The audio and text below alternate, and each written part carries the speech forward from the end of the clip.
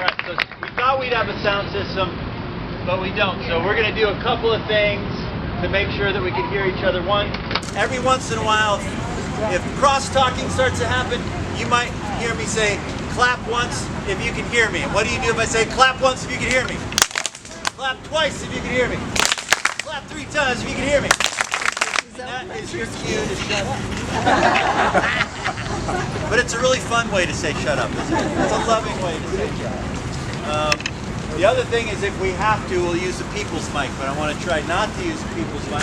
Has anybody ever used the people's mic before? No. You know, basically you hear me say mic check. What do you say? Mic check? Mic check. Mic check? Mic check. What we are doing is listening to each other. All right, that's the people's mic. And it was born out of what just happened. You know, protests where they said you can't have a sound system. So we made our own out of us, right? So we're going to be covering 3 things today. One, we're going to be covering de-escalation strategies, because everything we're talking about requires that skill. It's the most important thing that we're going to talk about. And see, the thing is that we got to go beyond talking about it, and today we're going to actually practice it.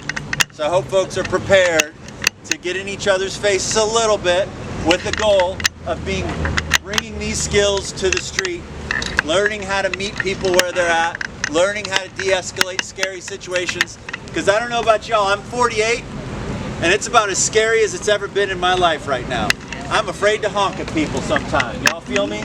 Yeah. All right, and so we bring that into a protest. It's a whole nother level. People are getting hurt at protests. It's not a new thing, but it's getting worse.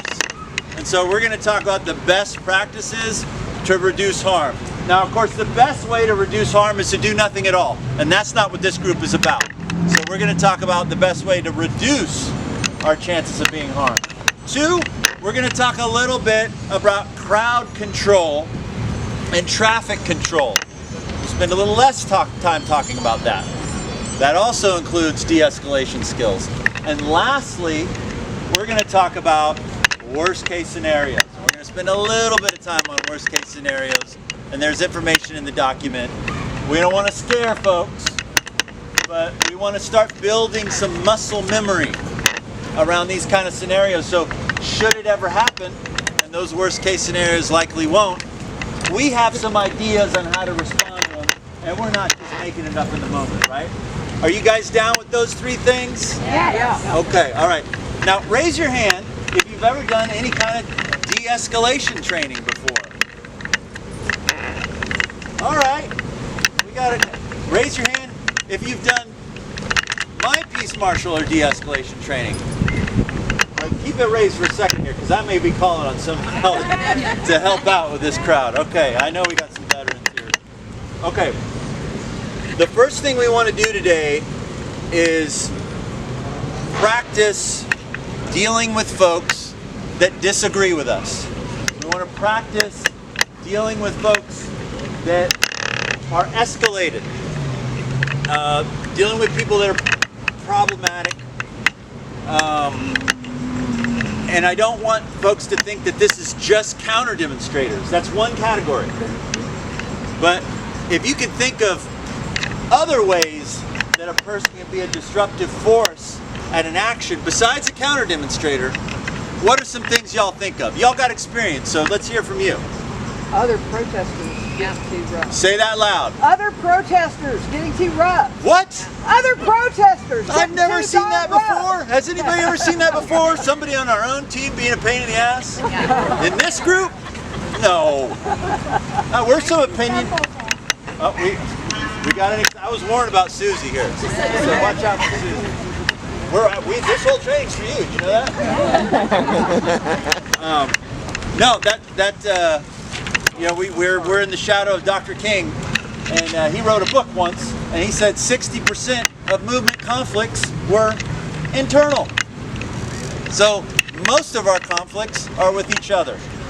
And if you've attended some groups or gotten involved in an organization, that might sound shocking to you. Because we never fight. The left gets along so well. We're known for, we don't, you know. little socialist fragment groups are never fighting each other, you know. We all get along and agree on everything. What are other disruptive personalities that can be provocative in an action? Drivers. Oh, I heard police. Police. Yep. Well, we're gonna deal with that. Drivers. Drivers, like in what way? In an intersection where a march is going through. Okay. Drivers can agitate, and they're actually driving a lethal weapon too, right? Anybody else experience the type of disruptive person? Person with a gun. A person with a gun, yeah. That's pretty. That could be very Hey, it disruptive. happened at a mom's stand protest at the state capitol some years back. 20 guys with assault weapons right in front of us, Yep. in front of the capitol. And they have every. It might be wrong to do it, but they have every right to do it, right? In Atlanta, oftentimes we have somebody that is dealing with a mental health crisis. Maybe we're marching through their home, and they could be disruptive. There's different strategies to deal with and then of course the counter demonstrator. There's more than one kind of counter demonstrator. There's one that just randomly shows up and yells something. And then there's an organized counter demonstration. How many people have experienced an organized counter demonstration before? They came out. How many people have been a counter demonstrator before? Anybody? Okay, all right. We've been on both sides of the line. So the first thing that I want to do today is practice winning an argument. Because a lot of times that's our instinct when we're in these situations and somebody comes up and starts talking to us or is yelling, or they're walking by the rally and they're saying, yeah, make America great. And then, of course, we're so passionate about this, and we're really like in the 5 percentile of people. Our passion has brought us into the street. For every one of us, there's 1,000 that didn't do what y'all are doing right now. And so I know that we are talking to people that have a lot of passion. And when somebody walks up with their drive-by comment, it could be enraging. Has anybody ever felt that before? Just like enraging. And my instinct is not just to say something. I want to prove them wrong, and honestly, I want to humiliate them. I want in that moment, I want it to be a movie moment where I give a monologue, and they're, right? And that works out never, right? But we're gonna try. We're gonna try. Sometimes I found this way to say thank you, they quietly walk on. Yeah. All right. Well, that's a good. I'm like, thank you. That's a good way to deal with it. I know that there's some people that do Marietta Square protests. I used to do Marietta Square protests. Woodstock. Well, you're on the side of the road, people drive by, get a job, that kind of thing. That one's old. Communist. Yes, that one's old. Wave my sign, 2024 Trump, coming back. Yeah. Fascist. Right. And there's still an instinct. They're driving, they're gone, and I'm still thinking about them. Oh man, I didn't even get a chance to yell it out, and they're gone, right? So we want to be strategic and use our energy in a way that is empowering to us and is the most effective for the community that we're trying to change. I mean, ultimately, a solution is going to be involved. We're going to have to meet people where they're at, and sometimes they're at a pretty terrible place. So I want to try a little exercise that's going to require us to get on our feet in a second. And it's going to require some of y'all to tap into your inner actor and to put on a little performance and to play a role. And the goal here for each of us is to win an argument. You mean logically? I want you to win an argument. Why can't we win an argument with those You can do it however you want. You can do it however you I don't want. want to argue with them. But you can't touch. You can do whatever you want with your hand. There's no touching. You can use any other strategy. You can use emotion. You can use facts. You can use logic. You can do whatever you think is going to work. I Why want do you we to think need to about that. argue with them? Well, this is an exercise. And right now, Tammy, I don't want you to argue with me. No. So, if we could have everybody stand up, and we're gonna agree. Can you come here for a second and just face me? Like this? We're gonna make a line like this. Folks are gonna line up next to Bree. Other folks are gonna line up next to me, shoulder to shoulder. I want folks on this side. I want you to be you. I want you to think about what's the next, how are we going to do the No Kings rally? Yeah. All right, you're at the No Kings rally. Well, that's another, we're going to talk about the No Kings. That's awesome. No Kings rally, like it's a big, broad thing, right? And, there's maybe different reasons that brought you out to this event. Maybe you're concerned with all the budget cuts. Ultimately, we're all out here for red roses for people. It's like active participation, like a legitimate. For real. Like we talked about earlier, we're like the 5% or less. There's thousands of people that represent each of you. And y'all were more motivated than the last, because here you are today. So, how can you effectively convince somebody that you're right? And I want you to really think about the best approach that you can take. The most humanistic approach that you can take to convince somebody that you're right and that they're wrong. Use all the strategies, nonviolent, peaceful, or angry and yelling, and anything besides that. All right? We don't have any instructions down here. We couldn't Okay. hear. Y'all are next. Okay, on this side, y'all are the ones that are going to have to channel your inner actor, all right? Start thinking about Robert De Niro and Meryl Streep and Denzel Washington. You're going to be the counter demonstrator, all right?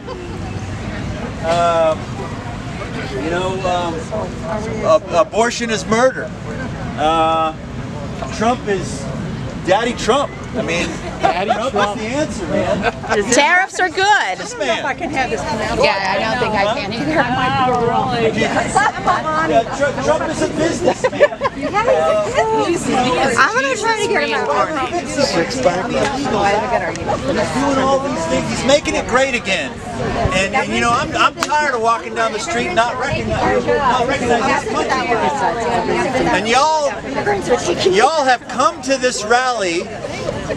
You have come to this rally accidentally or on purpose, and you want to have something to say to these folks, and you want to tell. So, and this is not only an important exercise for them to learn how to meet somebody where they're at and effectively de-escalate. It's also a good activity for y'all to try to put yourselves in the shoes of somebody that we're fighting, because ultimately we do want to understand. I don't want to call them our enemies, but we want to understand the opposition. We want to have some empathy for them, because a lot of them are duped. A lot of them do not benefit from all this stuff, right? And so trying to understand them and sit in their shoes is an okay thing to do, even if it's just for a few minutes. So it might be a little icky, but I want y'all to really argue with these folks, okay? Y'all got the assignment down here? What the hell do you guys think you're doing out here? These dang liberals are always getting out here, always trying to make a difference. It doesn't matter. It's never going to make a difference.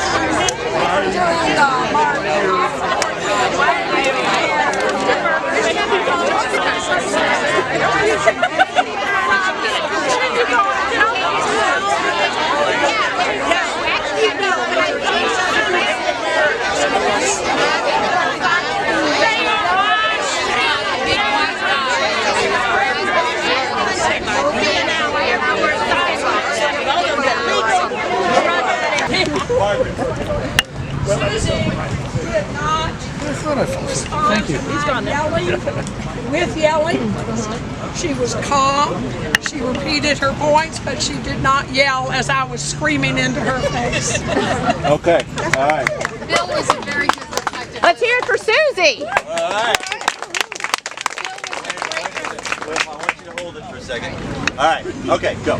Bill was a great reflective listener.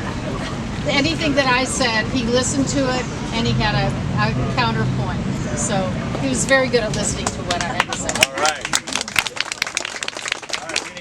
more, and then we're gonna go. Go ahead. I Have to learn it. I was MAGA, and what I realized during our interaction, you barely were able to say anything because I have the advantage to say the most poopiest bullshit. Oops. Keep it coming. You know, like totally irrational, illogical. Like, I love this man, and he protects us women and all this stuff. What do you say to that? On the other hand, Yeah. It's fighting the brick wall, huh? All right, let's hear from two more, and then we're gonna move on to the next phase. Go, Barbara. Did you want to say something? Yes, I mean, Shannon also is very good at being a very good listener and interacting with what I had said to her. But I think the thought is that she was bringing up ideas that would like take 2 hours to talk about, you know, and we just didn't have that. Right. No. All right, we're gonna end with this, and we're gonna move on. Yes, I was screaming at Jeff, no cuss words. But I did tell him my daddy fought in the war and he's a good American, and then he started talking about relatives that fought in the war and being an American, and then all of a sudden I just stood there and I couldn't think of anything ugly to say for about 30 seconds till I just... about being an American and the Yeah. good things that America. Yes, Don't you want to be a Nazi? Yeah. I'm at it. Okay. All right. So, how do I work this well? Because I do want to switch sides. Can we just come in a little bit here? We're gonna go back into this formation, but I just want to make sure everybody can hear. Yep. Yeah. Push in a little bit. If you're at a place where you can hear, you can stay where you're at. So, one, I wanted everybody to get an opportunity to get some arguing in, just to feel what that feels like if you haven't done it before. But one of the first things we want to do, if we want to go from just being a person that shows up to a rally to being a person that's on a mission to keep the rally safe and effective, to be a de-escalator, to be a peace marshal, is we have to change the definition of victory in these interactions. We are programmed in a lot of ways in this country, and maybe all over the world, to approach these kind of conversations with with conquest. That winning is proving somebody wrong, that somebody has to be wrong, and that we have to, and there's maybe even humiliate the other person. Punish, conquest. We're meeting our brothers and sisters in the street not with a sense of cooperation and communication, but with a sense of conquest and winning. And I understand why, right? We all understand. But to play this role, which maybe not everybody's suited for, but to play this role, we have to change the definition of winning these interactions. Winning these interactions is de-escalating the situation. This is an unwinnable mission. I mean, maybe 1 out of 1,000,000 times you're going to walk up to somebody that decided to come up and disrupt your rally and convince them that your side is right. That happens never. And I know we got people that have been marching for years. I've been to so many rallies, never seen it happen. But what I have seen is people win respect. That's as much as we can do. We may be able to win the person a little bit in their heart. Even if they know we're right and we make a good point, they're not going to think about it till their drive home. You know, maybe they did a little bit. I mean, has anybody ever changed their mind about something? It doesn't happen quick.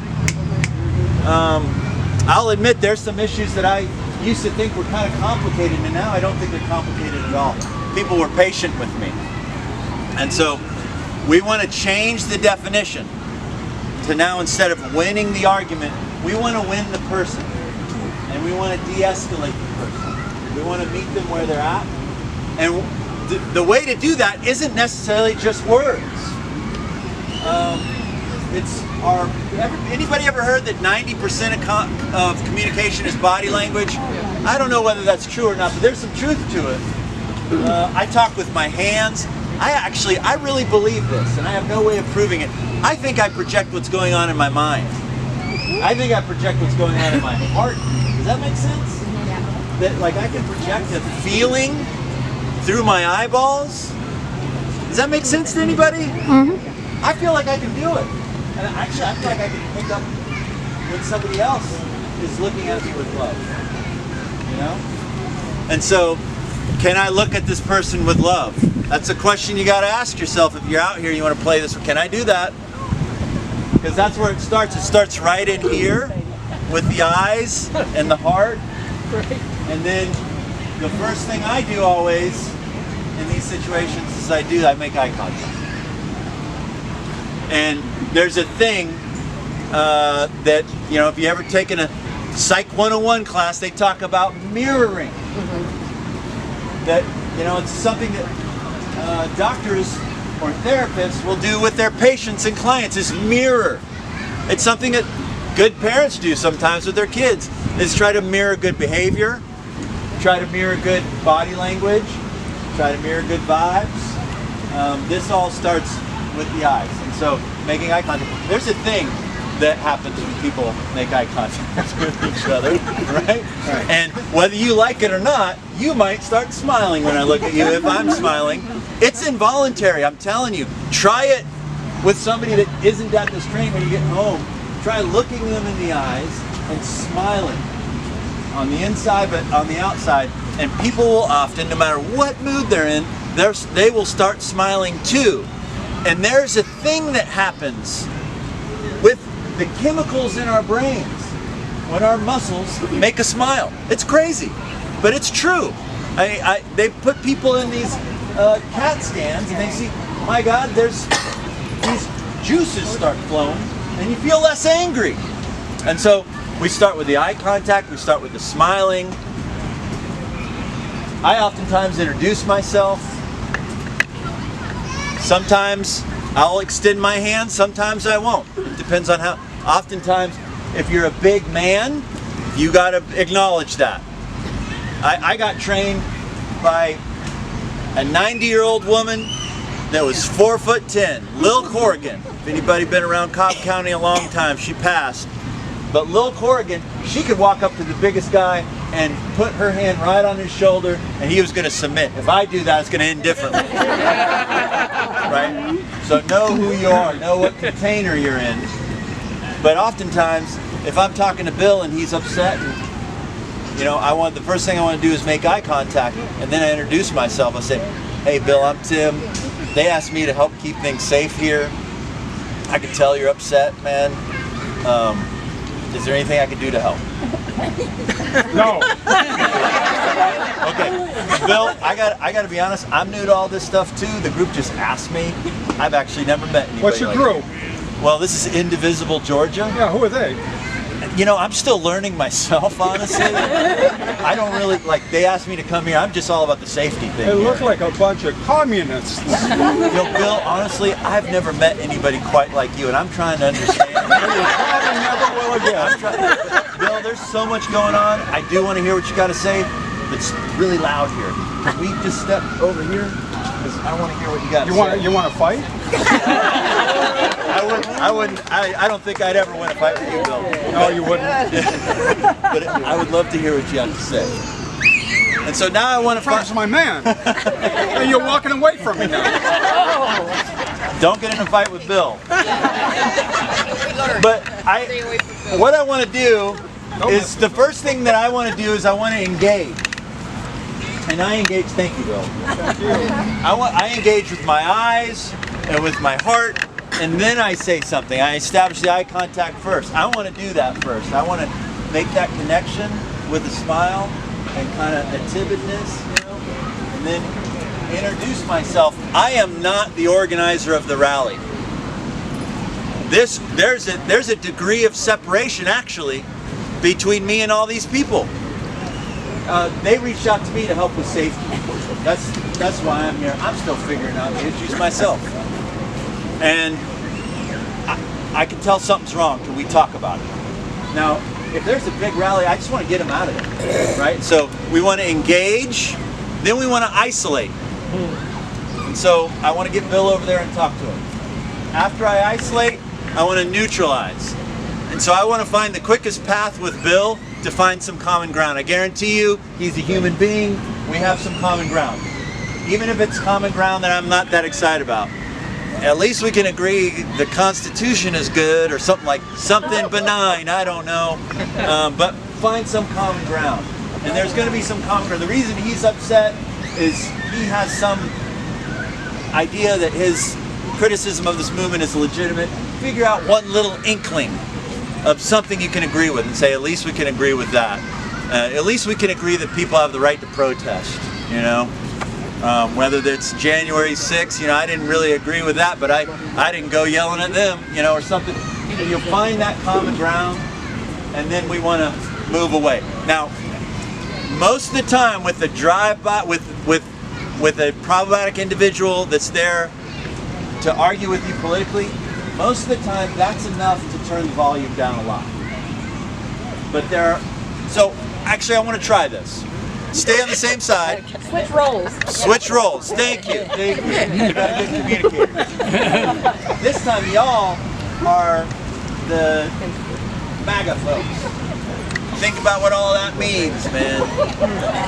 Cling on to a couple of issues that are real MAGA. Whatever it is for you, immigration, guns, abortion.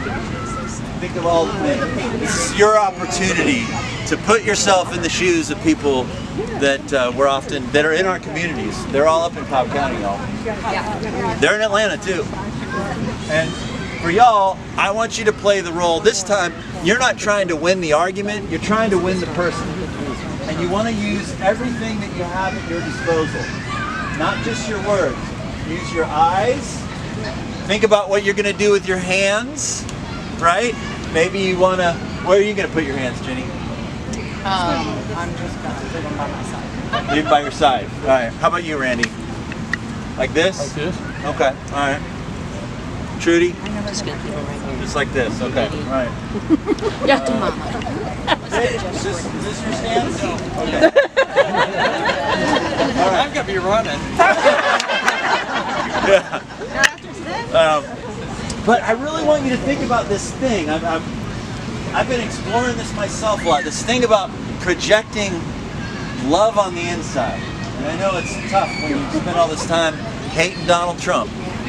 But remember, most likely... we have to love Donald Trump? No, not what I said. I find some love for the human being that's across from you. And maybe that love comes in the form of empathy. Or maybe it comes in the form of pity even. You know? Like maybe you feel sorry for them. You ever feel sorry for someone? Like, man, they got duped into the thing. I feel sorry for cult members. You know those folks that drank the Kool-Aid and they died? Yep. That's a bummer, man.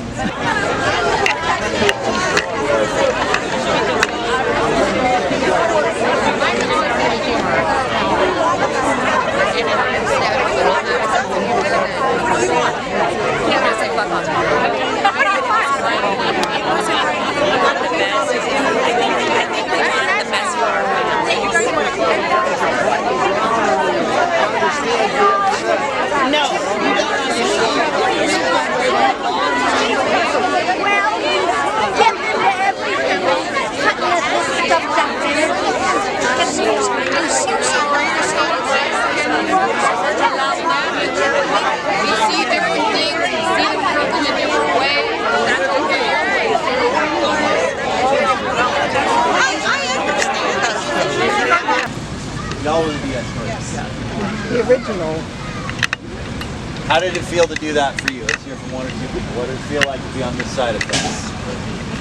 Yes. It's hard. Come here and get it. Okay. It's very hard, and if you have a reasonable person you're trying to talk to, you can find common ground. If you have someone, I lost her, there she is, who just screams at you the whole time and goes to issue and issue, quite honestly, I would have walked away by then and said, I hope you have a great day, and moved away from the situation. Yeah. So I need a better strategy then, because we didn't hit each other. She probably thought she was convincing me.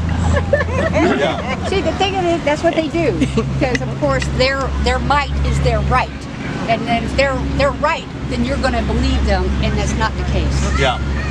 Yeah, but you know, one of the things that you said reminded me that there's a thing that happens when there's an audience, or some people might call it a mob or whatever, that one of the reasons why I couldn't hear and I wanted to get away with Bill was to get out of that, to move the audience out of the equation. Because people act different when they're showing out and there's an audience, and so that's always figuring out some way to, you know. So I want to make them feel special. Honestly, I'm still figuring this out myself. I have not met. I've been waiting to meet somebody like you, Gail, all week ever since I've been reading the news. Can I pick your brain?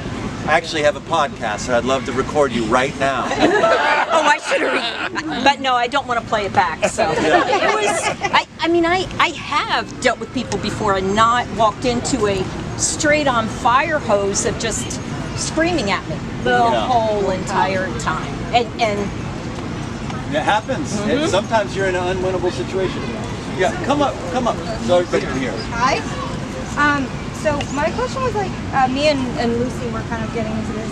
When you know, connected, you're engaging with them, but you're still kind of like at the protest. Like the point is to keep the protest going. Right. So how do you then, like, you shouldn't lead a stranger away, and they're probably not going to go with you. So like, if you bonded, but they're still trying to now use that bond as like a way to be like, okay, we're friendly, so now I can convince you that my side is actually where you should be and that this protest should stop. How do you kind of like facilitate it stopping? This is a good question. In general. This is a good question. could you repeat it? Yeah, the question is, if you have made a connection with somebody, but that person is not leaving, right? Like, how do you, and do they ever leave? Right. We're friends, okay. And I think the bigger question is that you don't want to leave. They're like, hey, I don't want to leave the protest. I've engaged with this person. I don't want to leave. And so the first thing I want to say about that is that we are training for a specific role here, partially. And it's a role that not everybody's going to play at every rally. But if you're playing that role, sometimes it's a sacrifice. And that sacrifice is, I'm going to do not what is best for me in this moment. Because I want to be with my tribe, I want to be yelling, I want to be a part of this thing, that I feel like I'm a part of this movement. But my role today is to do what's best for the group and talk to this, you know, problematic person. And it's a little bit of a sacrifice sometimes. Sometimes I miss out, but also I want to wrap that up too. Yeah, like how if you're connected and they're like, okay, now we can just have a conversation because odds are they're going to be you know, a little loquacious. How do you then get them to have that conversation away from the protests? Right. Once I got them away, I want to find common ground, and then I want to wrap it up. And so how do I wrap it up? Look, I would love to hear more. In fact, can we exchange information? I can even give them a fake number. Or I'd love to. Can we connect over social media? Let's keep talking. I promised these guys that I would help them out with the safety thing. We good, right? We're good? Are we good? All right, let me get back to it. I do want to hear more from you though, all right? This is not the end of our story. And wrap it up. Yeah. What about in Gail's situation when the person will just not stop? The tag team approach, can you talk about that a little bit?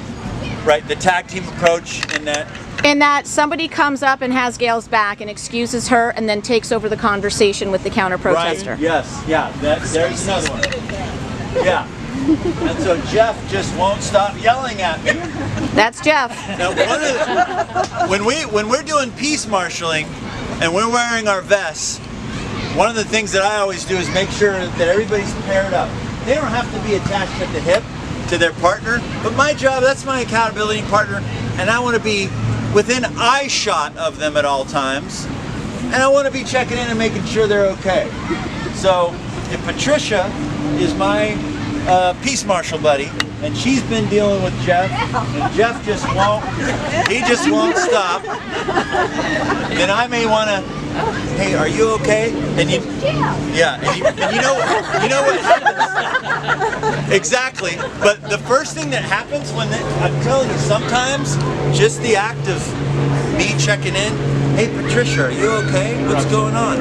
I've interrupted the flow of the argument.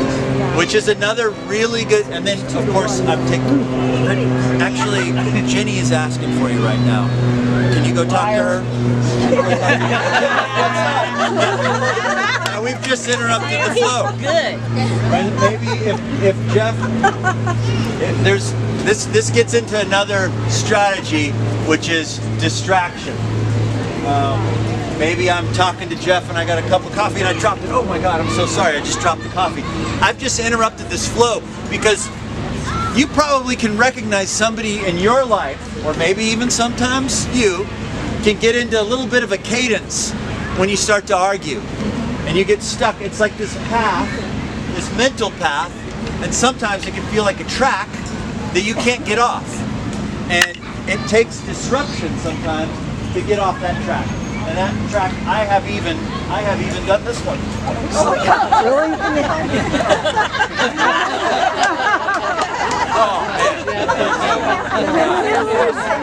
And it's ridiculous, but and he may not stop arguing right away, but I guarantee you that has an impact. Yeah, move, come up. My question is, if they're violent, what do you do? If they're violent, If they're clearly violent, if they clearly have firearms, if they clearly are, right? you know, what do you do? Yeah. Violence. Sorry. This is a tough one, and it does happen, and it has happened to me on many occasions. I've been spat at, I've been beat up, I've been kicked while I was down, using all these skills I'm talking about. Especially when you have two sides that are really yelling at each other. There are some strategies to, and I'll tell you, the first instinct a lot of times is to call police, and I understand this instinct. It's what we're taught to do, right? But in the context of a protest, this almost never works, and it almost always makes things worse. And if you haven't done a lot of protests, that doesn't make sense at all. What if there's a gun though? But there are reports now that they are going to send in the you-know-whos to start violence, and then that would allow him to do martial law or something. So if you're in the middle of the big march downtown on the 14th, and all hell breaks loose, what do you do? Sit down. Right. Sit down. Well, then somebody said don't sit down. So I've seen a lot of different tactics, so there's a lot of different scenarios. The scenario that was just brought up is, what if you're in this conversation and somebody starts, but then the other scenario that y'all are talking about is, what if there is violence in the middle of a crowd? Those are two different things, and there's different ways to deal with it. The most intense situation that I've experienced in the last few years was at an action downtown where there was two very distinct sides. And one side was Jewish Voices for Peace, all Jewish folks, and the other side were Voices for War. They were people that supported. Israel's war, and I was asked to be a peacekeeper at that event. And what we had to do, it was so intense, and I had about 30 marshals down there. The folks, the pro-Israel folks, had guns. They were spitting. They were yelling, "You're gonna get raped."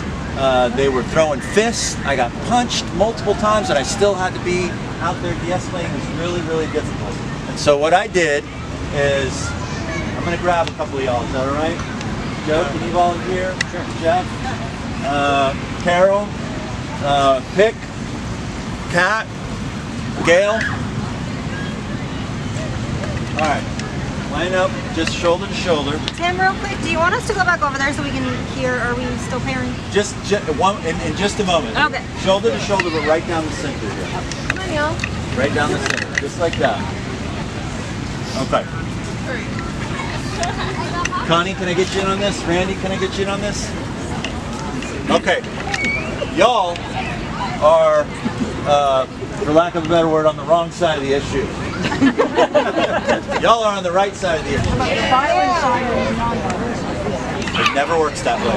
It never works that way. Let me tell you, the ones that are on our side, they're sometimes the problem, y'all. Straight up. Sometimes we are our problem.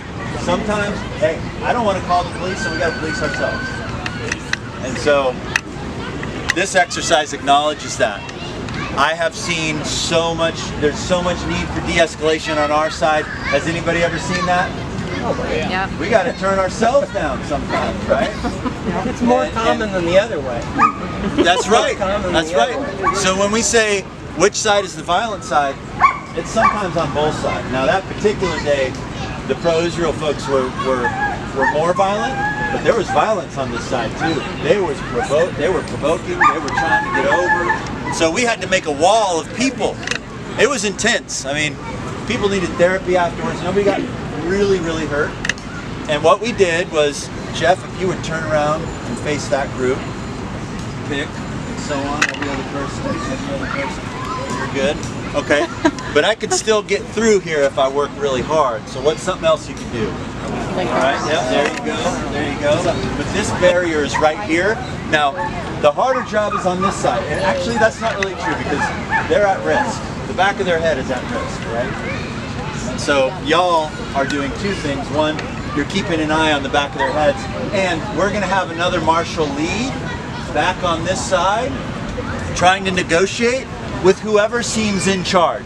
Hey man, I know none of us want violence here. The best thing you can do on this side, in my recent experience, is just to simply hold your hands up and say, no violence, no one's getting hurt here, no violence, no touching, no hitting, no violence, over and over again, no violence, no touching. Now things got so intense, and I was playing this role of going back and forth, negotiating on both sides. These folks needed to be taken care of. We didn't have enough marshals that day. And so I might say, Crystal, can you jump in here for a second? Jeff needs a break. Jeff, come on, get out here. Take a break. All right, you all right? We okay? So, no! All right, you go on that side then. So we're constantly needing to check in, remove people, add people in, recruit people quickly and just say, hey, can you be a part of this? Can you be a part of this?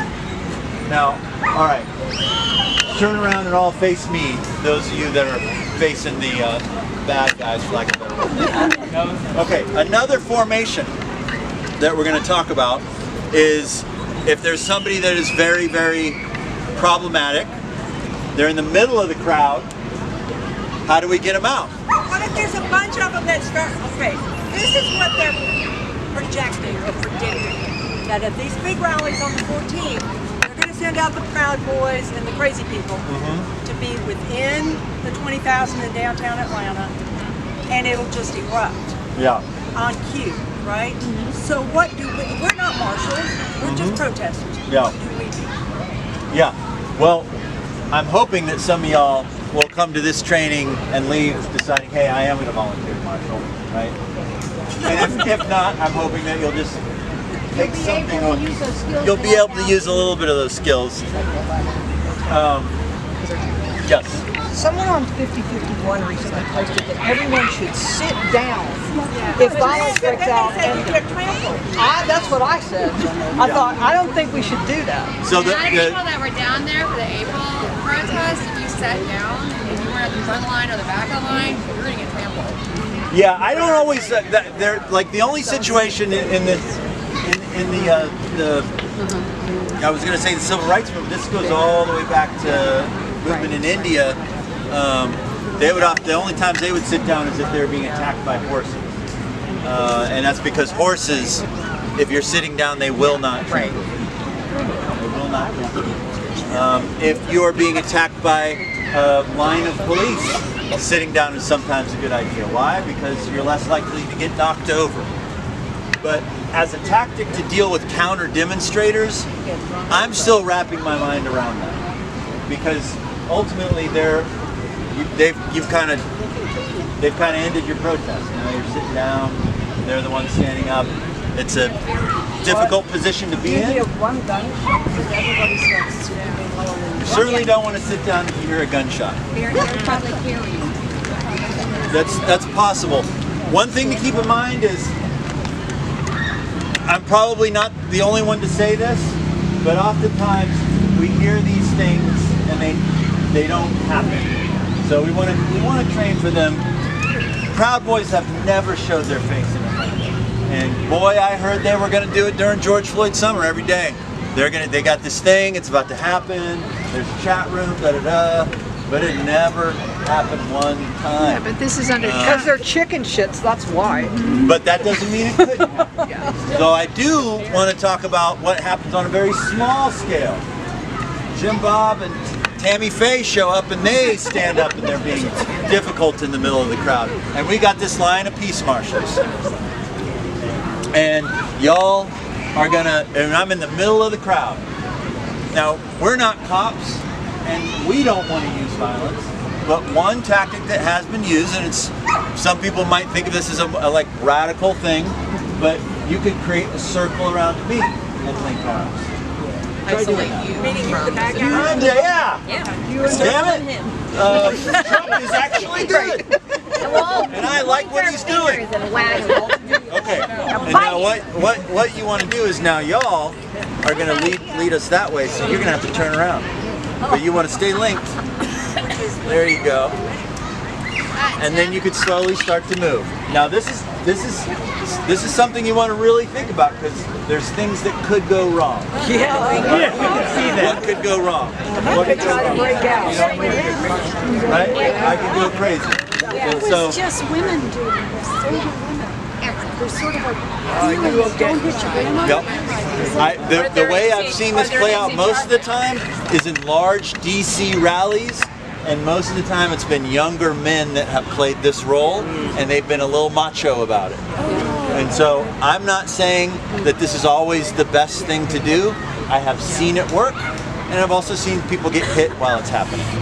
And so this, but not necessarily, no.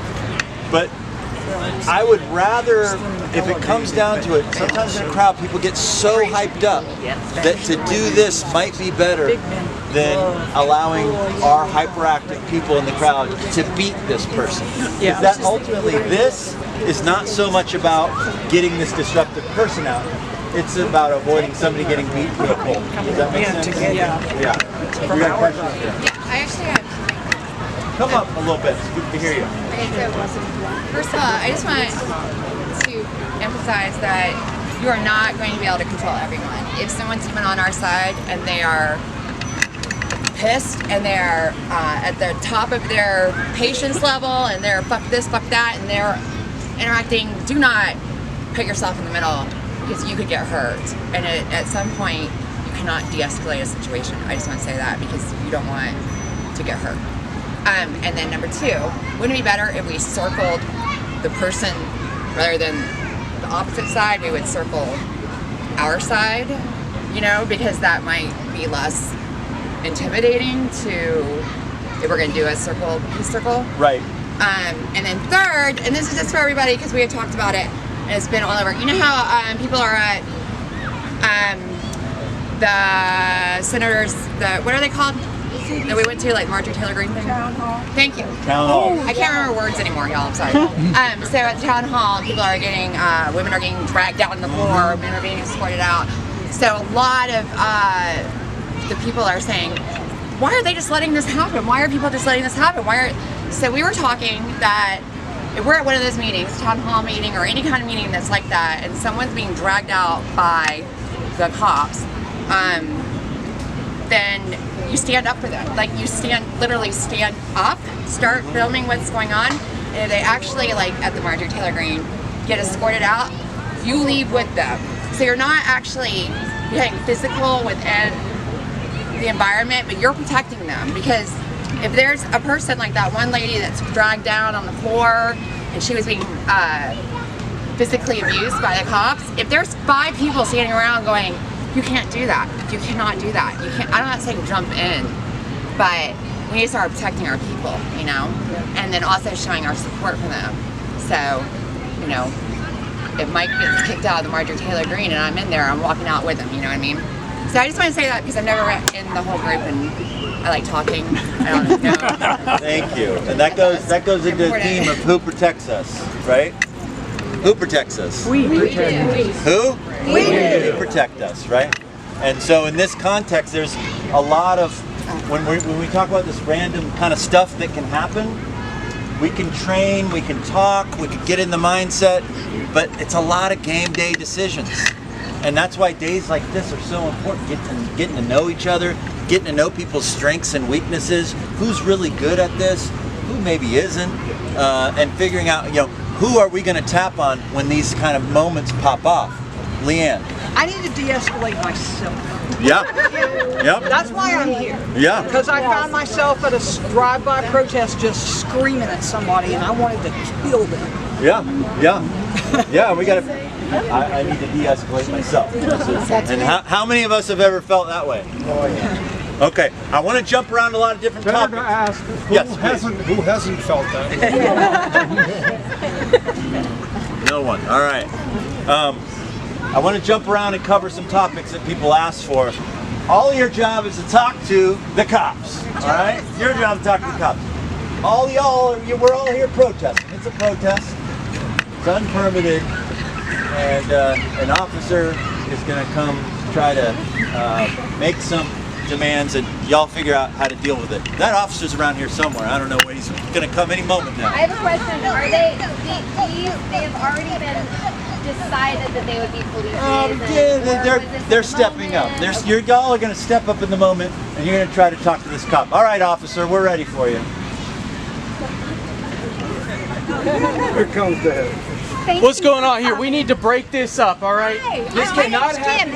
You guys do not have a permit. We need you to get out of here. All right, who's in charge here? Which one? Are you in charge? Are you in charge? Who's in charge? I'm asking you. We're going to start arresting folks if I cannot find who's in charge. All right? We have a shut down. We need to get out. Do I have a right to be here? I think you're doing a great job. In charge? I know who's in charge. If you tell me your concerns, I'll be glad to go ahead and talk to the president. My concern here is that you guys are here illegally. You're not allowed to be here. It's time to get out. All right? We are past that at this point, okay? What we're doing here is we're getting out, or we're going to start arresting. I know my congressperson. All right? I know my congressperson. Who's in charge? I need you to tell me right now who's in charge. Tell me who's in charge. You're in charge? All right, get these people out of here right now. Let's give him a hand, y'all. Give him a hand. Thank you, officer. Thank you, officer. So, how do we deal with that situation? Oftentimes, if you haven't thought about this and there's something going on, and police want to talk to somebody, or hell, even this Parks guy. What if 15 people? Huh? Yeah, clap once if you can hear me. Clap twice if you can hear me. For fun, clap 3 times if you can hear me. All right. And that's my loving way of saying what? Very loving way. Sorry. So, it's important that everybody have a role, and the more we know our roles, the better. That's why we wear a vest if we're a marshal, so everybody's like, oh, that's safety. The iconography says they're in charge of safety, right? What we also want to have in any rally that's going to have a lot of people is, I always recommend having a police liaison. One person that's in charge of talking to police. And people can be reminded, oh, Susie's the one that's in charge. I don't know if I want to put Susie in charge. Or maybe Susie's the one that's in charge, and just Susie. And so if an officer comes up to me and says, hey, I need to know who's in charge, Susie's not in charge of the whole group. She's not the boss of the whole group, but she is the police liaison. And so I'll say Susie's in charge. For the purposes of a cop, whoever the police liaison is, they're in charge. But what if she's like 5,000 people down somewhere? Well, if you got a rally that's 5,000, then the police liaison needs to be reachable by phone or by walkie-talkie. And police know how to do that. They're going to have a walkie-talkie. They're going to know tell them the frequency or get them on the phone. We had a police liaison for April 5th. It was one person, right? And we were able to put them in contact and communication. Police have a chain of command. They operate under a chain of command. It's what they're comfortable with. When we present them with chaos, they get uncomfortable. When police are uncomfortable, they're less safe. Sometimes my more leftist friends, way left of the dial, they say never talk to police. And I understand that. But what ultimately we're trying to do is buy as much influence and have as much control over the situation as possible. And if I can present police with our chain of command, now I have a little bit of control over them. When that officer says, hey, now I'm the police liaison, they get chain of command. They say, Tim, I need you to clear this crowd right now or there's going to be trouble. All right, officer, ultimately we want to keep everybody safe, including you. Let me talk to the leaders and see if I can make that happen. Give me a second. I've just bought some time. Now I'm going to go talk. Maybe I'll take a long time figuring out. Well, you know, officer, now after 5 or 10 minutes I'm coming back. You know, they say that they're going to be here for another 30 minutes and they're going to go. I think we all want to avoid having 500 people arrested. Can you just hold out there with me? Just hang on. I'm doing the best I can. This has worked for me 100% of the time. 100% of the time, if it's done right. And I mean, during George Floyd's summer, I was police liaison for some of the biggest, most radical actions where they really wanted, there was a lot of tension. And some of my friends asked me, because I was a white boy, to be that person. And I oftentimes was downtown, people locking down whole streets. And it's my job to say, hey, officer, I'm not in charge of everything, but they asked me to be police liaison, and I'd be their go-between. And my job, but the protesters gave me the job to buy as much time as possible, to try to control space in different ways for as long as possible. And so having that police liaison is not capitulating to the system. It's actually getting more influence and control over the situation and control over the safety of our people, because who protects us? We do. Okay. Yes. We were standing around. Loud voice. Some people started saying shame, shame. You know, they started yelling back at the police. Is that helpful? Yeah. Is yelling shame, shame at the police helpful? Depends on what you're trying to accomplish. I can tell you that it's not, in my experience, whether you think it's helpful or not, it's not helpful to try to police the people that are doing that. Oftentimes it's just better to, if you don't like that, don't do it. But in that moment, there's a spectrum of feelings, and that experience brings up different things for different people. You know, I hear people say the whole world is watching. It's very similar to saying shame, shame. The whole world is watching. Anybody ever heard that? Yep. The whole world is watching. I also, I think it's good to film, but it's good to like not film. You know what I mean? Just film. Just film. You don't have to do all that. And if you are filming, also don't be yelling the whole time, because when you watch that footage, it sucks. Like, when I watch other people's footage when they're like yelling, nah, nah, nah, I'm like, you know, kind of screw that person who's filming, you know, even if I agree with them. Just be quiet. Let the video do the talking. That's what we're trying to do, right? Channel your inner documentarian. I do want to leave a little bit more space for a couple of questions. We will not address everything tonight, trust me. But I know that there's some people that may have had questions based on these scenarios, and now is your moment. So we were doing a protest, and some people came. Could you stand up? Yeah. I'm sorry. We were doing the protest, and some people came along, like one Hispanic girl, and she was saying, "Don't be protesting." And then also when we were going out, like an Asian guy and his son, and they said, "This is going to make it worse." And I didn't. You know, they kind of drove on, but I didn't really understand what they were saying or what they were trying to accomplish. Is it better to just let them all go by? So I will say what's not better is, okay, the question is, and I'm assuming around immigration issues, you're protesting. Well, it was just a general no kings protest. Okay, a no kings thing. A no kings thing, yeah, as a white person, because this is a white person question, as a white person, I'm out there, and a person of color comes out and says, "You're making things worse by doing this." What do you do? I mean, in this scenario, they're walking by. I don't think you're being helpful. What do you do? Examine your heart. Let them go. Think about it. Smile at them, and if they're really trying to engage, I'll think about that. But I think my gut is that the wrong thing to do, and sometimes we don't always know what the right thing to do is, but we can usually think about what the wrong thing to do is. The wrong thing to do is to start arguing with them. Or telling them, you know, I'm doing this for you, or some shit like that. That might make things a lot worse.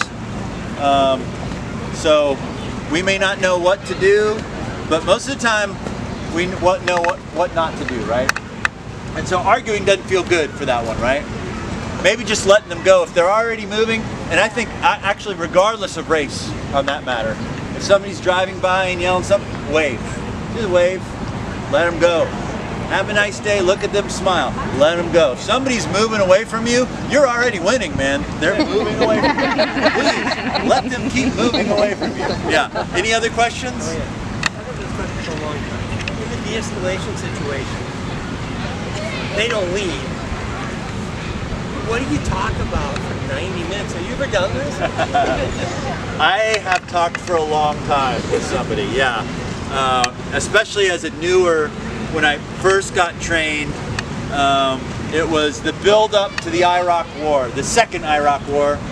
In 2002, before the war started, I went to all these marches, and probably the longest I ever spent was about 45 minutes with somebody. That's not true. I spent an hour with somebody. They were disruptive because they were very drunk, and we were marching through where they lived. And so I just sat there and listened to them for an hour. And I missed the whole damn march. I missed the whole march. But you know what? The rest of the march missed out on this guy stumbling around yelling at them for hours. And I got to know the guy. I don't know what happened to him.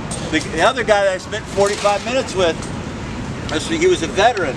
And I was talking to a couple of people about this guy. There was a veteran, and this was in 2004. And we were doing this rally that included putting out boots for every soldier that died. And those boots had names on them. It was called the cost of war. We had all these big banners that had trade-offs of one day in war cost us a school, cost us this and that. And this guy came with an agenda. He came down there because he knew this was happening and he wanted to be disruptive. And he came right to me. And I did exactly what I told y'all. I can't hear you. I have not met somebody like you yet. And I actually really meant it in that case. He was a young veteran, and he just came back from Iraq. And he thought we were being disrespectful. And so we went off to the side, and we talked for over an hour. And I got coffee with him the next week. That was 20-something years ago. Now he's a good friend of mine. He does these trainings. Really? Yeah. Wow. So you never know. And I loved him in that moment, man, because I got involved in that moment because a friend of mine got shot in like the first 3 weeks of the war. And I went and marched with Gold Star veterans. I really cared about it, you know. That conversion story is like does 1 out of 1,000. It doesn't happen all the time. So I do want to say, it's a sacrifice to do that. It's a sacrifice. You're doing what's best for the group. You're not doing what's best for you. We need more of that. Yes. Not just in this group, but in the world, right? We need more of that. How do you take care? Say that? How do you care about that person if you don't care at all for an hour? Yeah. How do you care? Yeah, it's difficult, man. But it's hard with us, because you know they're not going to care. Yeah. Like it's a decision, right? Huh? It's a decision you have to make. It's a decision, and I think the important thing is to know yourself, know what role yours is in the movement. Some of y'all, how many people hate fundraising? Maybe your job is not to be the fundraiser. Maybe, I know I'm not a good treasurer. I want to steal the money. I just don't know what the hell I'm doing. I gotta go to the bank and do math. Some people are really good at base building. Some people are good at knocking doors. We all have a role. Not everybody's role is this. If you're sitting through this training and you're thinking, hell no, this sounds crazy, I can never do it. Screw these people, I don't want to talk. This might not be your role. It's good that you're here and learning what other people are doing, but maybe your role is figuring out a fundraising strategy, or figuring out a base building strategy, or something else, securing the meeting room that you're going to meet at, putting together social events. There's so many things that need to happen in movement. This is just one of them, right? What is the goal of a police liaison if the police are asking you to leave? Is it to just buy time? Is it to protect rights? Ultimately, a police liaison is the buffer between community and police, right? And so the police liaison wants to buy time, right? But ultimately wants to get the will of the group. And so I'm going to go to whoever's in charge, whatever group is in charge, to make those game day decisions and say, hey, look, you know, Officer Johnson over here says we all got to move. He's threatening arrest. Now, I might know that he doesn't have the right to remove us from this place. How do we want to respond? Okay, well, maybe the leadership says, well, tell Officer Johnson that we're going to be here for 30 more minutes and we're not moving, but we're going to be very peaceful. We're not going to hurt him or anybody else. That might be the message. As a liaison, I don't necessarily want to make that game day decision. I do want to buy some time so I can go have the discussion with the people that can make that call. And at a big action, there needs to be people that can make that call. For a group like this, I have seen groups of young, wily anarchists that would throw everything that I'm saying today in the garbage, and I understand why, and I have some degree of respect for that. That's not this group, though. With this group, we want accountability to each other. We don't want to put people in wild situations that they didn't sign up for, and if there's going to be any kind of threat of arrest, there better be consent. You know, we don't want to just throw people to the lion's den. And so that police liaison, they bring it over to Debbie and Gail, who are our leaders for the day, and say, Debbie, Gail, the officer, they want us to, you know, get out of here. I know, hey, the Constitution says we got a right to be here. What should we do? We're going to have a discussion, and then I'm going to go back to that officer and let him know. Most of the time, if we have hundreds and hundreds of people, and especially if we're in a public area, or even if we're on private property, police are going to make a threat like that they will not follow through with. Why will they not follow through with? Because they may not have the capacity to arrest 500 people. The numbers really matter. If you got a dozen folks and they're making demands, it might be more of a risk to not listen to it. If there's thousands, hundreds even, you got to think, how much room do they have in the jail? How many officers are currently standing right here? If you see a dozen cops and there's 500 of you, they're going to need a lot more cops, a lot more vehicles, and they won't really seriously entertain arrest until you start seeing those vehicles pull up, right? All right, let's do one more question and then we're going to move on. I was going to say, from the standpoint of the police, you know, you've got different mindsets there too. And someone who approaches you might be happy if they could get what's effectively a compromise if you're going to tell them, well, give me 30, 45 minutes. That's right. We'll be out of here. Right. You know. So, yeah, he said police have different mindsets. Boy, is that true. Sometimes they come in just not literally guns blazing, but with a really bad attitude. Sometimes they come, they want to talk. But yeah, there's usually always room to compromise. Just know that when police make the threat, y'all got to go, or there's going to be a problem. There's a lot that goes into that decision, and one of it's going to be, do we have the personnel to arrest all these people? They probably don't if we're talking hundreds. Even to arrest this many people is a pain in the ass. And I've been a part of an arrest that's this big. They think a lot about it. They think a lot about it. They got to get a ratio of men and women out here to do all the stuff.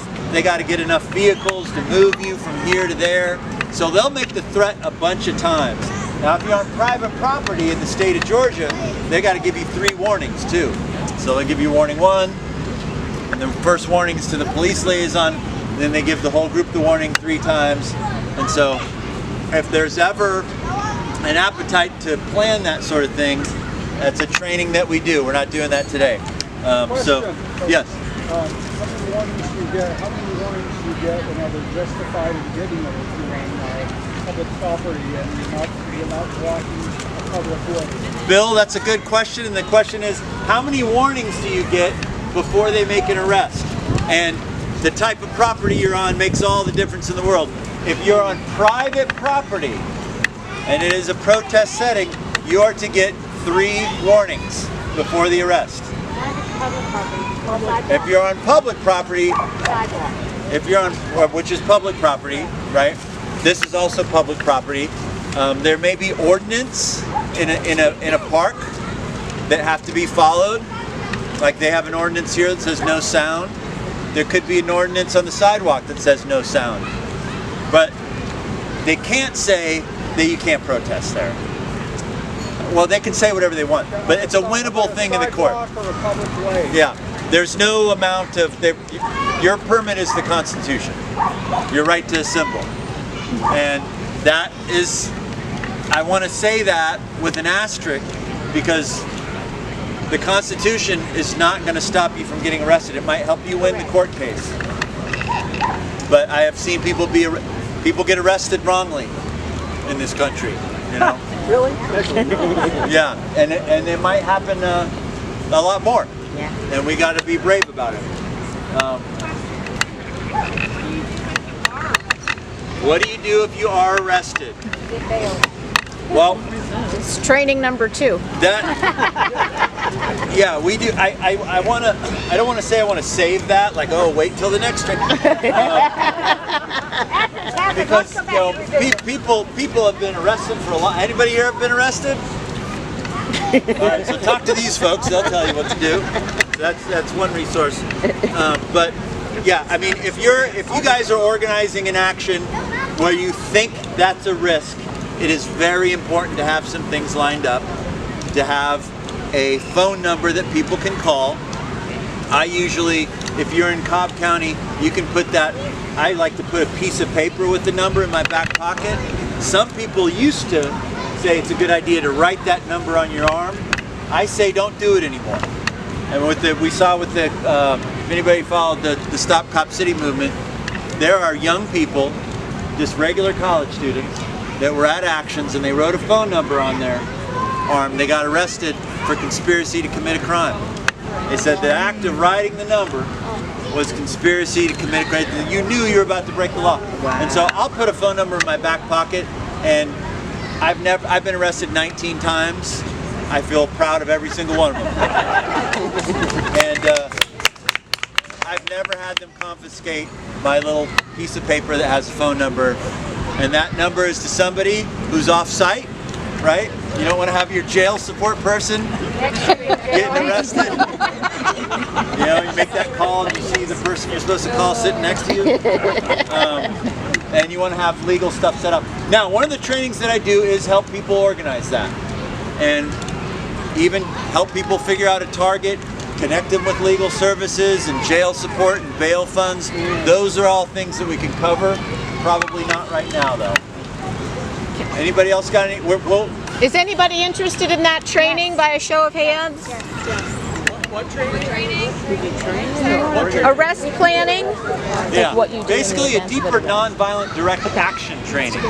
And that training is usually either focused on what does it look like to do that, to go in and take nonviolent direct action that comes with a risk of being arrested, but also how do you go through that process? What is that process like? Those are the things that we cover in that, and it's on your sheet right here. I have the Atlanta jail support phone number. Yep. That's still a good phone number. Still a good phone number. That's a good phone number, but if you're going to do something, it's best to call them ahead of time and say, hey, we're doing this action. You might want to be ready for these phone calls. It's always okay to call them, but if you warn them, because they're volunteer right now, if you warn them, they'll have some volunteers ready to go. Yeah. Can you repeat it? So there is a jail support system in Atlanta, and Bree just has the phone number. What I was saying is, if you are taking action and you think that there could be a risk of arrest, it's very important to call that number first and give them a warning. Hey, June 2nd, we're doing this action, we're a little nervous, something could go wrong, or maybe we're planning. You want to call them, and so they will have somebody available during those hours.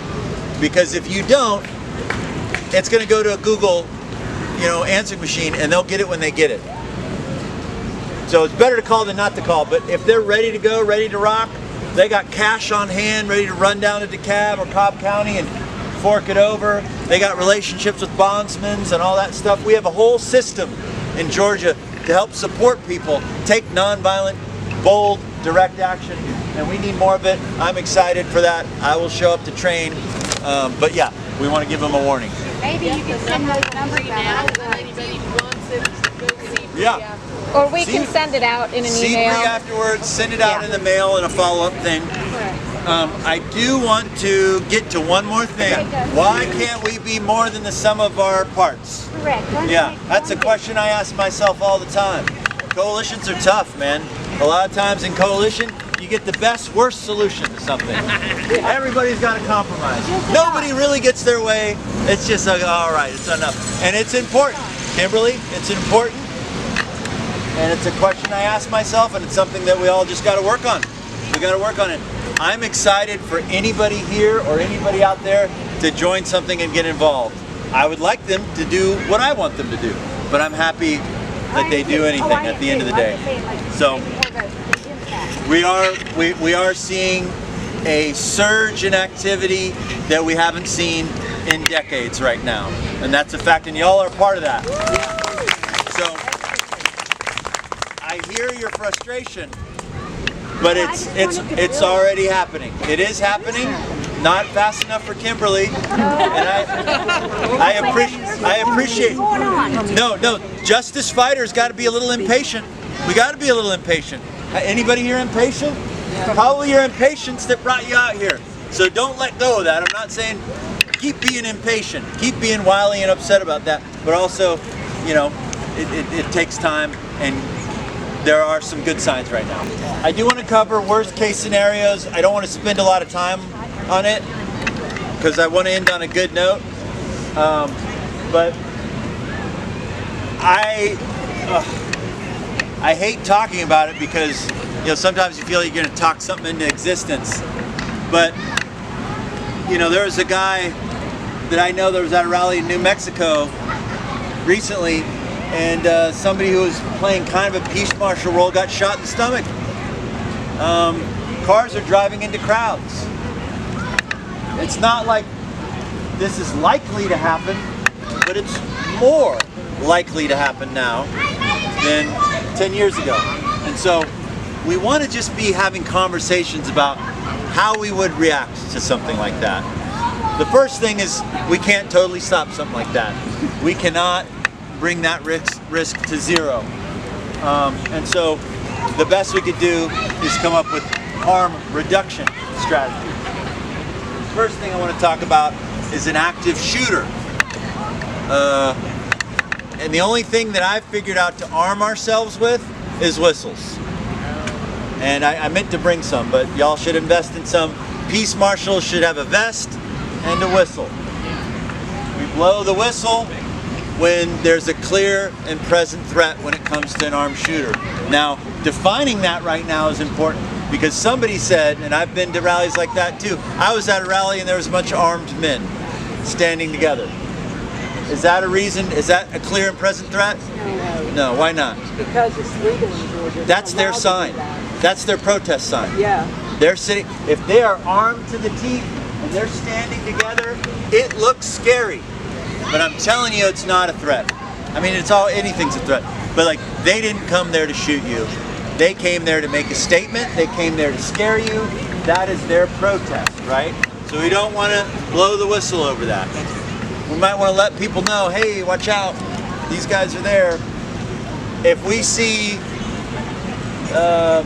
somebody on the roof with a sniper rifle, that might not also be a threat. at a big rally, that could be a police officer. During the Occupy movement, they had snipers all over the place. And so we had to be careful with that. What we're looking for is, this is what I'm looking for. I'm looking for somebody loading a weapon. That's an immediate red flag. If somebody is loading a weapon, if somebody has a weapon unholstered, if somebody has a weapon drawn and is moving, that is a threat. And then the most obvious threat is, and this sucks, a gunshot. What do we do when that happens? We blow the whistle. If you're a marshal, your job is to move yourself and try to direct as many people in the opposite direction of the threat. Unfortunately, we can't be more specific than that because we don't know where the threat is. It's going to be a very confusing, chaotic moment. But the one thing we want to do first is get people moving. Get them moving. And if you're going the wrong direction first, correct, but people need to be moving when they hear that noise. This is just a statistical fact.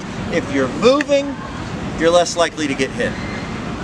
Anybody that's ever messed with guns or gone hunting, you know this is the truth. If a deer is running, a lot harder to hit than if it's just sitting there still.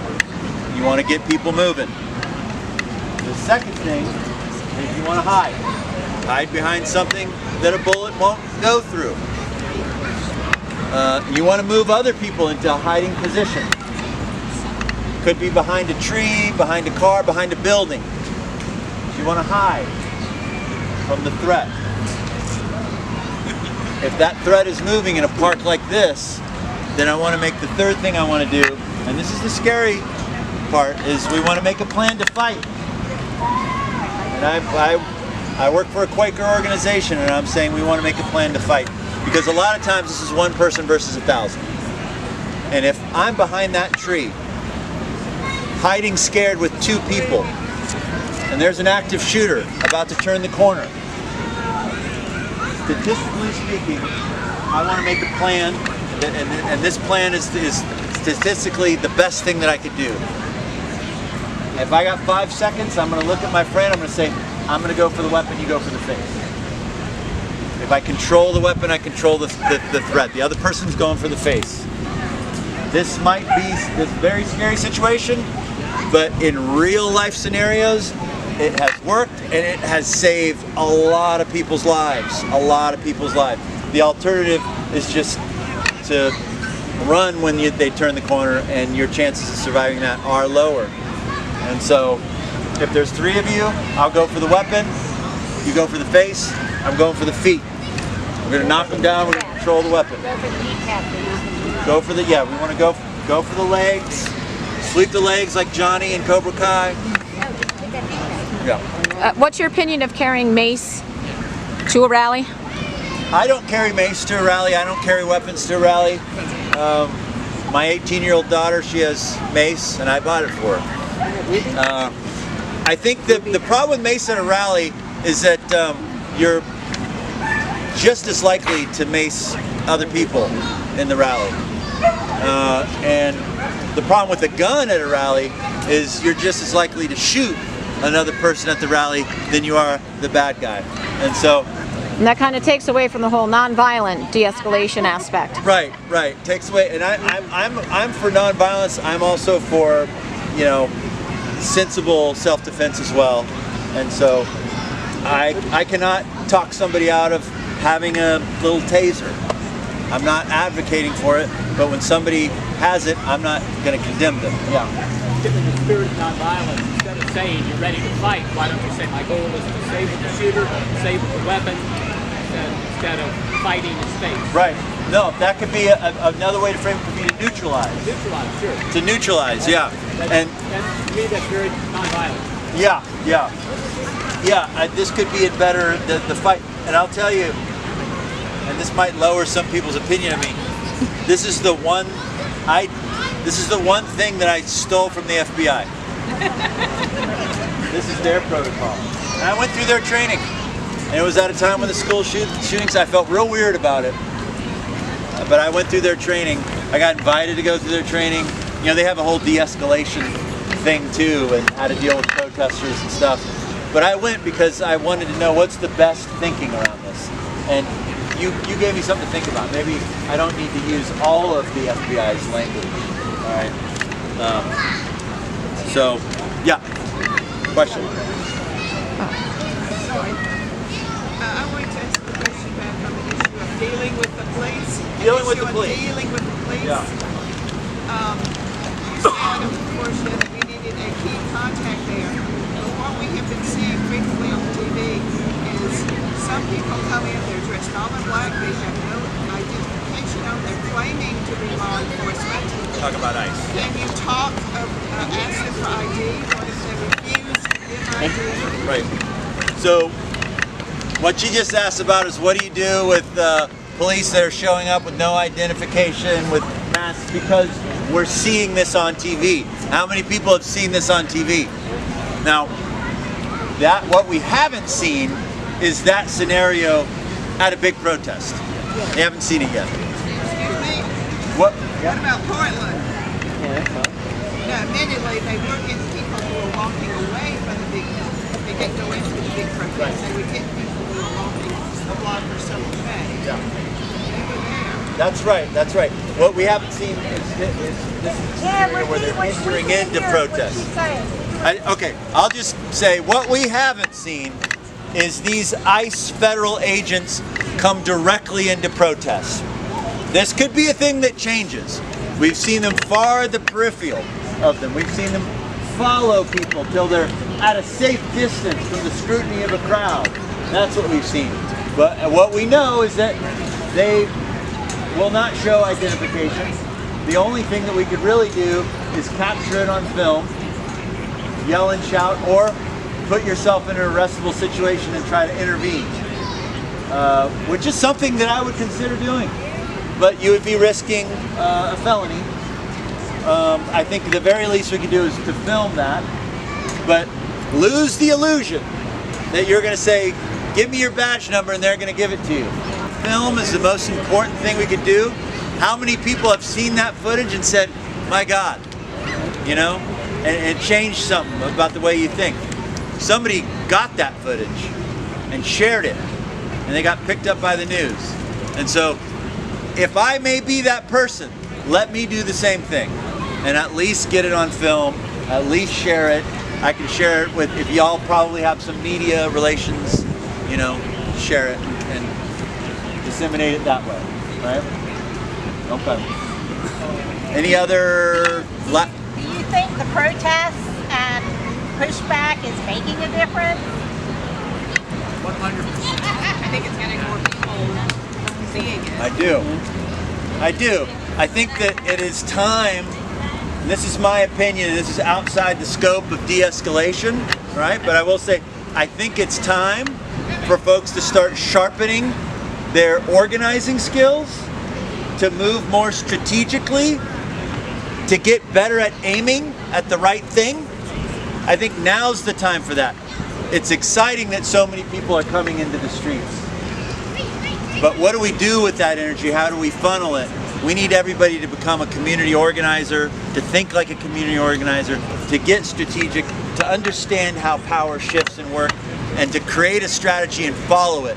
And it might be something small in Cobb County. In Cobb County it might be, we're going to repeal this one law. But damn it, that's what we're doing. Cobb County just saved their 2 Democratic commissioners that we maintain our Democratic majority on our commission. And somebody had to come up with a plan to do that. Somebody had to, and so coming together as a group and finding a thing you can work at, instead of just tactics without strategy. It's not a bad thing, but it's kind of like it doesn't go anywhere. A tactic is supposed to move a strategy along a line towards a goal. And when we have a goal and a strategy, we can look at our tactic and say, is this working? Do we need to adjust? That's the thing I think we need to be doing right now. You had a question? I was just going to say, in the event of some sort of like a mass stampede, we were told at another training to lock arms with the people next to you so that it makes you easier, or less likely to fall down. Is that something that you... That is great advice, and that is absolutely the thing to do in a stampede situation. in a stampede situation, the crowd is surging. It's very dangerous. People can get hurt not only by being trampled and falling down, but you can also get heat exhaustion by being surrounded by so many people and even losing oxygen, because you lose oxygen in those crowded situations. Or just anxiety. Or just anxiety. A great strategy for self-preservation is linking arms with the people that are around you. Why? Because it makes you more stable, and it also creates a little bit more space in between each person. Just a little bit. Sometimes enough to survive the situation. Take deep breaths. Try to stay calm. Doing a big giant action at Liberty Plaza, definitely a risky thing. I would encourage people not to do big actions there on the weekend. Ain't no one looking at you, and you're in a fenced-in area. But it's happening. It is what it is. Being in fenced-in area is also a scary thing to avoid. I do want to move towards wrapping up. Two things I want to do before I turn it over to our organizers. One is everybody got one of these green pieces of paper, and this goes along with what I said earlier. I think now's the time to sharpen a blue piece of paper. Yeah, now's the time to sharpen our skills. So for those that are interested in taking a deeper dive into nonviolent direct action, we like to say, John Lewis, good trouble. But how many of us are interested in walking in those footsteps? We like to say Martin Luther King, Gandhi, they did a bunch of cool things, Rosa Parks. But what they did got a lot of attention because they've strikingly put themselves at risk in a very public way, in a very theatrical way, in a way that took a lot of practice in small groups and strategy sessions, a lot of thought.